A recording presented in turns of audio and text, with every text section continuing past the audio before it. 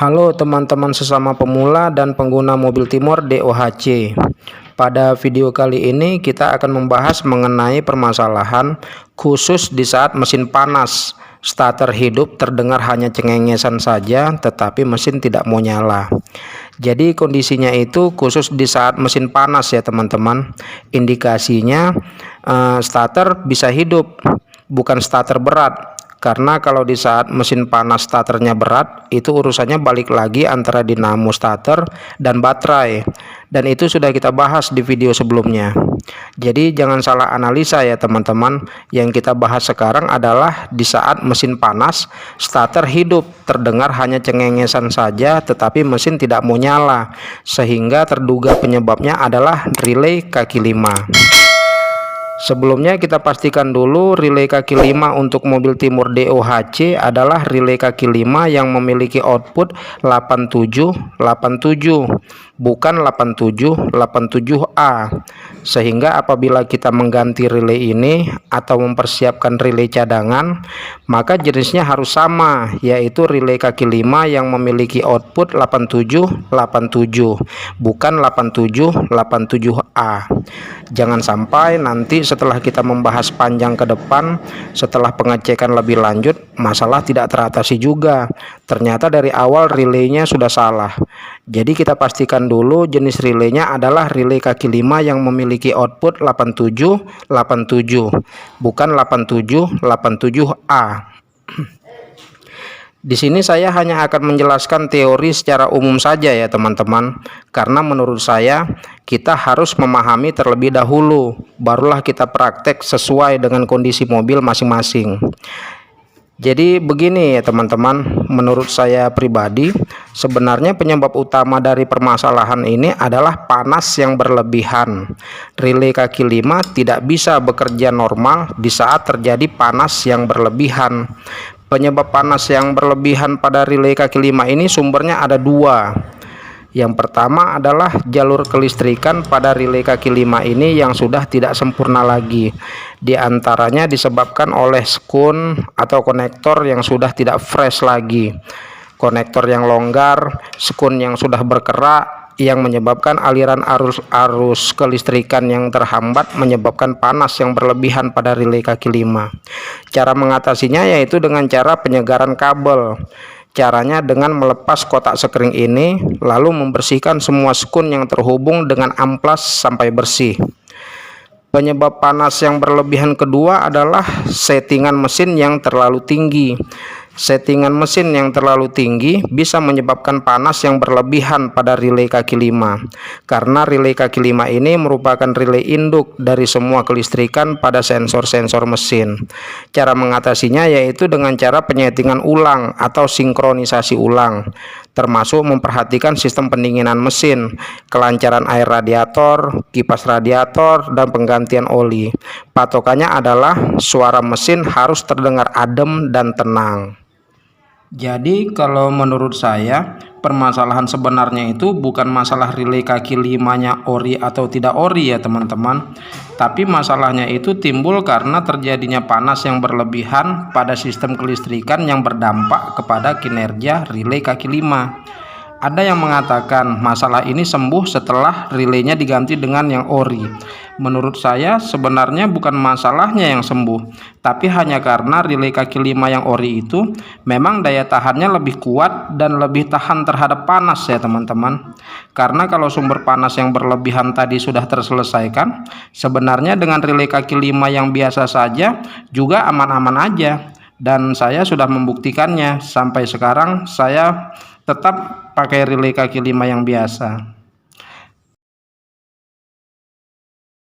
Pengalaman saya dulu di saat mengalami masalah ini, langkah pertama yang saya lakukan, saya langsung menyiapkan satu relay kaki 5 cadangan ya teman-teman.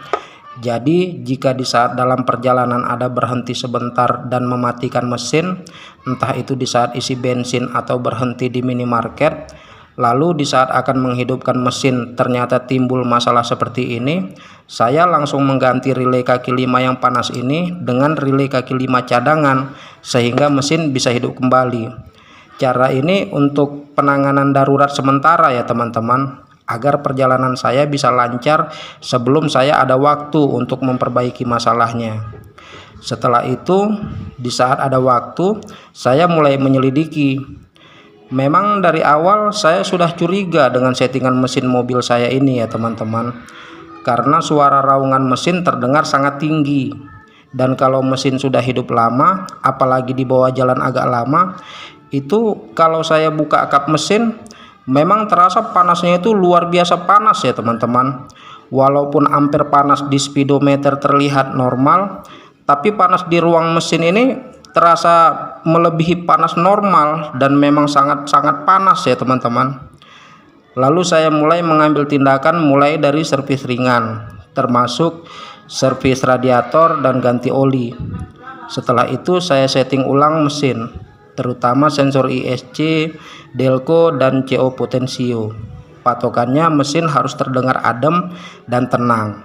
Alhamdulillah setelah dapat settingan yang lebih baik dan mesin terdengar lebih tenang, masalah relay kaki 5 ini tidak pernah terjadi lagi. Lalu pengalaman saya yang kedua terjadi lagi ya teman-teman. Jadi saya mengalami kejadian seperti ini ada 2 kali. Setelah kejadian yang pertama teratasi dan setelah lumayan lama aman-aman saja, setelah itu kejadian seperti ini terulang lagi. Singkat cerita, ternyata kejadian yang kedua ini bersumber dari urusan AC setelah saya servis AC ke tukang AC mobil. Kalau mobil saya bawa jalan dengan tidak menghidupkan AC, semua aman-aman aja. Tapi kalau mobil saya bawa jalan dengan menghidupkan AC, masalah relay kaki 5 kambuh lagi. Di saat mobil dibawa jalan dan AC di-on-kan, awalnya AC terasa dingin, tapi lama-kelamaan dingin AC berkurang. Dan kalau mobil berhenti dan mesin dimatikan sebentar, mobil tidak bisa dihidupkan kembali. Dan di saat saya buka kap mesin untuk mengganti relay kaki 5 dengan relay cadangan, itu panas mesin terasa panas luar biasa ya teman-teman, persis seperti pengalaman pertama dulu. Setelah beberapa hari saya selidiki dengan teliti, ternyata masalahnya hanya masalah putaran ekstra fan AC yang terbalik. Jadi kalau AC dihidupkan, mesin bekerja lebih berat tapi tidak diimbangi dengan pendinginan ekstra sehingga menimbulkan panas yang berlebihan. Dan setelah putaran ekstra fan AC saya normalkan kembali, alhamdulillah masalah relay kaki 5 tidak pernah kambuh lagi sampai sekarang. Jadi 2 kali saya mengalami kasus relay kaki 5 dan masalah kedua-duanya bersumber dari panas yang berlebihan dari mesin ya teman-teman. Dari settingan mesin yang terlalu tinggi dan dari beban kompresor AC yang tidak mendapatkan pendinginan ekstra. Jadi kasus relay kaki 5 di mobil saya ini bukan panas dari perkabelan relay kaki 5, tetapi panas yang berlebihan dari masalah mesin ya teman-teman. Sehingga penanganan utamanya bukan dengan penyegaran perkabelan, tetapi dengan menormalkan settingan mesin dan kinerja bagian-bagian lainnya.